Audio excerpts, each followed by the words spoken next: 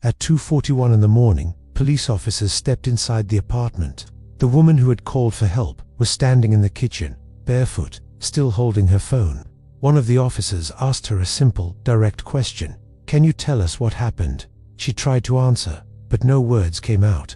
Less than a day later, she was no longer alive. This is the story of Maya Lindström, and it's a difficult one, because it reveals how a system designed to protect can fail.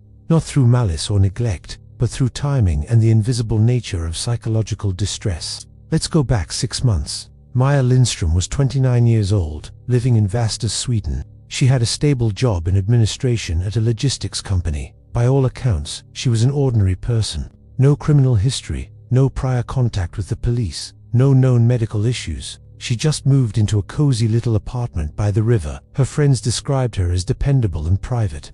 They also said she was deeply uncomfortable with confrontation.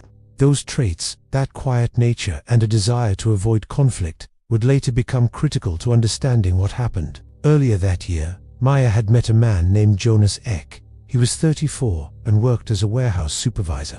On paper, he seemed just as ordinary as she did. He had steady employment, no criminal convictions, and had been married before.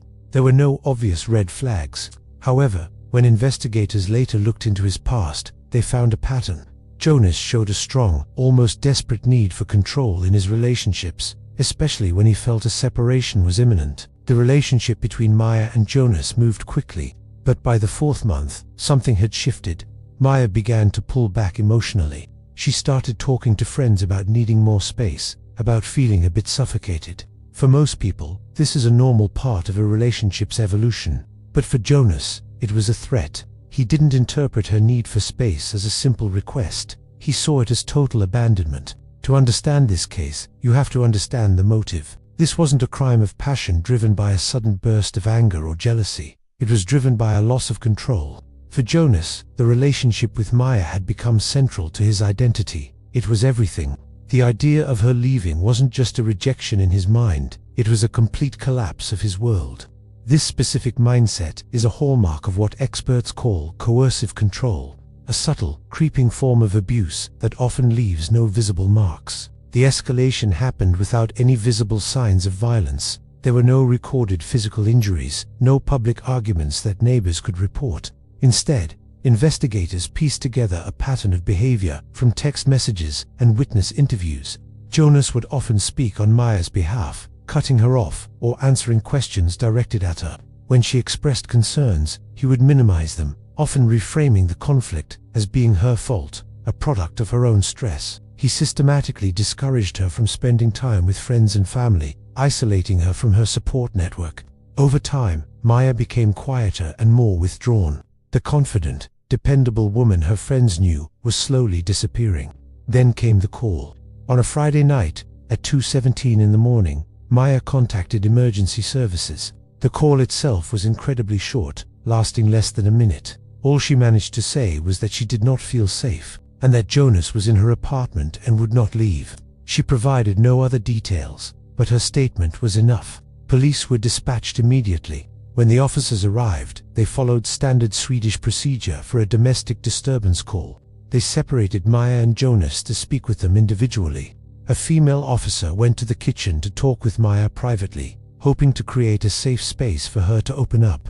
She asked direct, clear questions about what had happened and why she had called. Maya tried to respond. She opened her mouth, her expression filled with distress, but she was unable to form any words. She was, for all intents and purposes, silent. Her behavior was later described by experts as being consistent with an acute stress reaction, with dissociative features. Essentially, her brain was so overwhelmed by fear and stress that it had shut down her ability to speak.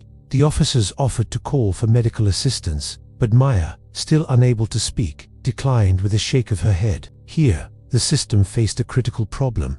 The police were there to help, but they were also bound by legal procedure. Maya hadn't made a verbal statement against Jonas. There were no visible injuries or signs of a physical struggle. There was no observable crime in progress. Without a statement from the victim or other clear legal grounds to remove him, the officers couldn't force Jonas to leave the apartment. So, they documented the incident as a check on welfare, noted her non-verbal state, and, with no other legal options, they left. What happened after the police departed was reconstructed through a painstaking analysis of digital data, timelines, and later forensic findings. Jonas remained in the apartment. Maya never made another call for help. The silence that had filled the kitchen when the police were there continued through the night. The next evening, Maya didn't show up for a planned family event, and she wasn't answering her phone.